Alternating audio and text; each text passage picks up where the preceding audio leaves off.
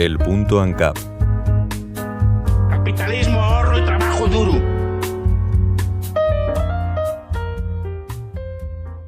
El pasado sábado 8 de febrero se celebraron los premios Goya, el gran escaparate del cine español. Como siempre, el evento se llenó de todas las personalidades del séptimo arte de nuestro país. Una gala llena de glamour y discursos grandilocuentes de toda índole. O al menos eso pensó la productora María Luisa Gutiérrez al recibir el Goya a la mejor película por La Infiltrada. En su discurso de agradecimiento expresó su apoyo a las víctimas del terrorismo y defendió la libertad de expresión. Estas declaraciones generaron comentarios negativos en las redes sociales y devolvieron a la palestra un debate que sigue encendiendo las alarmas de un gran sector de la población: la relación entre la ideología y las subvenciones que recibe el cine español. Es llamativo cuanto menos como en un país como España, con su historia, sus aciertos y desaciertos, parece que solo proliferan los filmes que cumplen con un determinado tipo de relato. Son pocas o ninguna las veces que una película con una carga ideológica, digamos, de derechas, se estrena por todo lo alto o es promocionada por los medios públicos. Y si aparece algo relacionado con la derecha, normalmente se corresponde con que uno o varios de los personajes son una caracterización burda y exagerada de lo que hoy se conoce como ser un facha. Otra cosa curiosa es que suelen ser los filmes afines a determinados marcos ideológicos los que consiguen las subvenciones que cada año se reparten. Pareciera que solo las películas con cierta carga política son apoyadas, promocionadas y subvencionadas. Además, el relato es claro: sin las subvenciones, el cine español desaparecería y, por tanto, debemos protegerlo. Sin ir más lejos, en la gala de los premios Goya celebrada en 2020, el actor y director Eduardo Casanova, durante su paso por la alfombra roja, declaró: «Al presidente del gobierno le pediría más dinero para hacer nuestras películas. Nuestras películas necesitan dinero. Este tipo de galas están muy bien, pero necesitamos dinero público para el cine». Estas palabras generaron controversia, especialmente considerando que su película Pieles recibió subvenciones públicas y, sin embargo, tuvo una recaudación limitada en taquilla. Porque por mucho que estas personas hablen de arte, de industria o de cultura, lo cierto es que sin subvenciones públicas, a veces no podrían ni encender una cámara. Y aquí está el problema: nos hacen pagar por algo que no consumimos y que en muchos casos tampoco nos aporta nada. Las cifras son claras: millones de euros en ayudas para películas que no ve nadie. Pero esto no va solo de dinero, también va de ideología. El cine español como industria es un agujero negro de subvenciones y un altavoz de propaganda estatal. Pero claro, si hay estados de por medio, podemos esperar lo peor.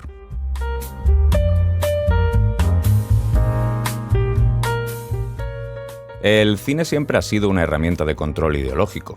En la dictadura franquista teníamos El Nodo, un noticiero obligatorio antes de cada película para asegurarse de que la gente recibiera la dosis de propaganda adecuada.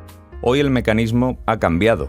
Ahora la propaganda se disfraza de arte y buenas intenciones. Pero el cine español no es una industria en el sentido real de la palabra. Es un chiringuito ideológico financiado por el Estado, el cual es deficitario y en muchas ocasiones ajeno a los gustos de los consumidores.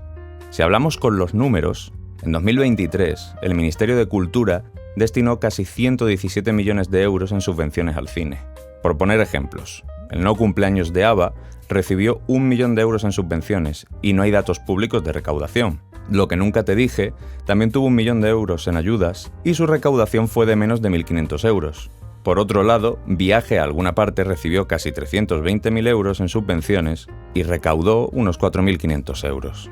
Y aunque los números de recaudación son los que son, argumentos como el de Antonio de la Torre de que el cine español genera mucho más de lo que recibe, todavía pululan y se asientan en el imaginario social sin tener en cuenta que se basan en una visión sesgada y en datos que no reflejan la realidad completa.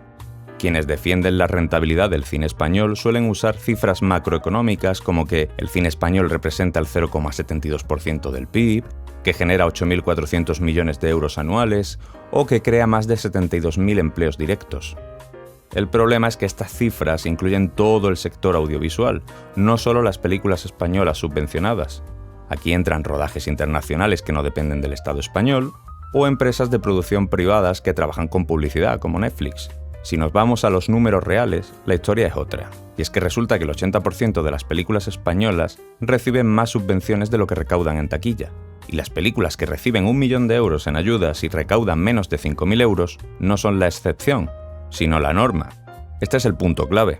Si el cine español realmente generara mucho más de lo que recibe, sería una industria autosuficiente y no habría debates sobre subvenciones. Pero lo que tenemos es un grupo de lúmpenes que piden dinero público año tras año, porque sus películas no funcionan en taquilla. Podríamos pensar que aunque la mayor parte del dinero de la industria del cine español provenga de los impuestos de los ciudadanos, el cine genera empleo. Pero aquí hay un problema. Si una industria solo genera empleo gracias a subvenciones, no es sostenible. No es lo mismo una empresa que genera empleo porque es rentable que una que existe solo porque el gobierno la financia. Si el Estado mete millones de euros en cine y eso genera empleo, ¿cuántos empleos se habrían generado si ese dinero hubiera estado en manos de los ciudadanos? ¿Y si ese dinero se hubiera invertido en otros sectores más productivos u otros sectores que los propios consumidores hubieran decidido? El cine español no genera más de lo que recibe, sino que necesita financiación pública porque no se sostiene solo. Si un sector necesita ser rescatado con dinero de los ciudadanos cada año, no es una industria, es un pozo sin fondo. Si de verdad fuese rentable, los inversores privados apostarían por él sin necesidad de ayudas. Y si de verdad fuese cultura y arte que la gente quiere consumir, llenaría los cines sin que el Estado nos obligase a pagarlo. Antonio de la Torre puede repetir el mantra de que el cine español genera más de lo que recibe, pero los datos dicen lo contrario. Y si algo hemos aprendido, es que cuando un sector necesita convencer a la gente de que es rentable, es porque no lo es.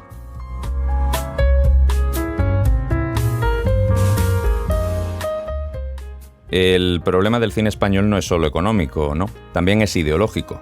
Además de un lupanar de parásitos, es también una mafia ideológica. Si no formas parte del club, te quedas fuera. No trabajas, no recibes subvenciones, no te invitan a los Goya o no te dan premios. Y no es casualidad. Es una cámara de eco donde si no repites el discurso predominante, te cancelan. Eso sí, si tu discurso, tus acciones y tus proclamas entran dentro del pack ideológico aceptado, entonces tienes carta blanca para decir y hacer prácticamente lo que se te antoje. Volviendo a Eduardo Casanova, en 2022 concedió una entrevista en la que se le veía con libros y cuadros de dictadores comunistas norcoreanos.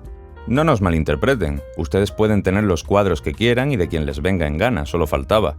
Pero sabemos que la repercusión no hubiera sido la misma si Eduardo Casanova no fuera abiertamente de izquierdas y apareciese con cuadros de Franco o Hitler. Para los defensores de la libertad de expresión en todas sus facetas esto es preocupante, pues sugiere que mientras se coquetee con la ideología del gobierno de turno y se sea abiertamente del bando correcto, habrá financiamiento gubernamental, será valorado por la industria cinematográfica y podrá entrar en inverosímiles contradicciones ideológicas que nadie cuestionará.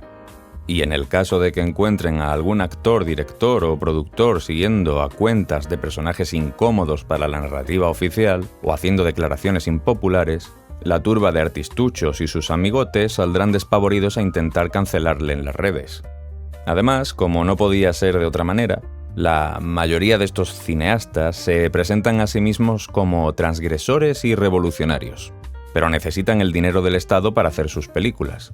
Muchos incluso hablan de romper el sistema capitalista, y tiene su lógica. Si se quedasen solos ante las reglas del sistema de libre mercado que dicen denostar, no podrían dedicarse a lo que se dedican.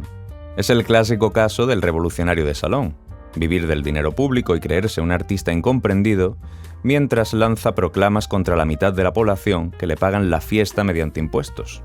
Lo más paradójico de todo es cuando estos grandes artistas adulan regímenes políticos dictatoriales en sus películas o discursos, y paradójicamente, esos regímenes jamás permitirían la existencia de un cineasta con tanta libertad como la que disfruta en su país.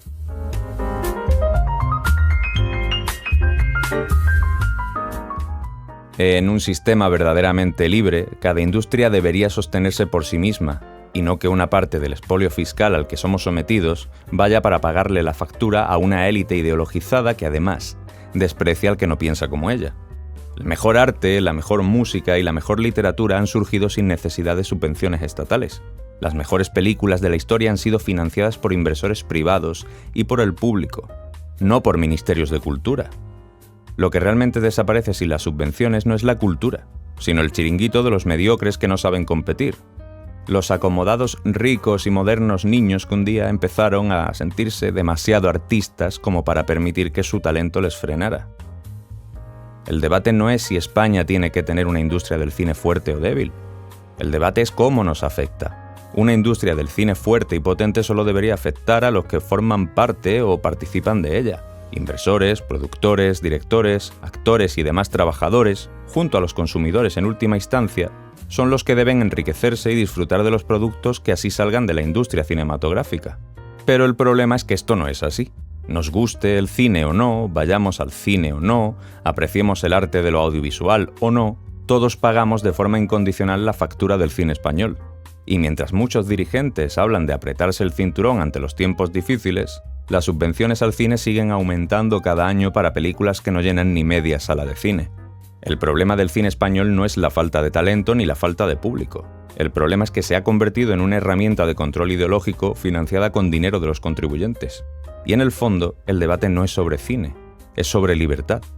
Desde un punto de vista libertario, si el cine genera algo o no, o si las películas que se hacen son más de derechas o más de izquierdas, nos debería importar más bien poco. Lo que debería primar es que ese dinero no debería haber sido arrebatado a los ciudadanos en primer lugar. La riqueza y la industria no se crean robando a unos para dárselo a otros pocos, sino que se generan cuando estas transacciones son voluntarias, no impuestas.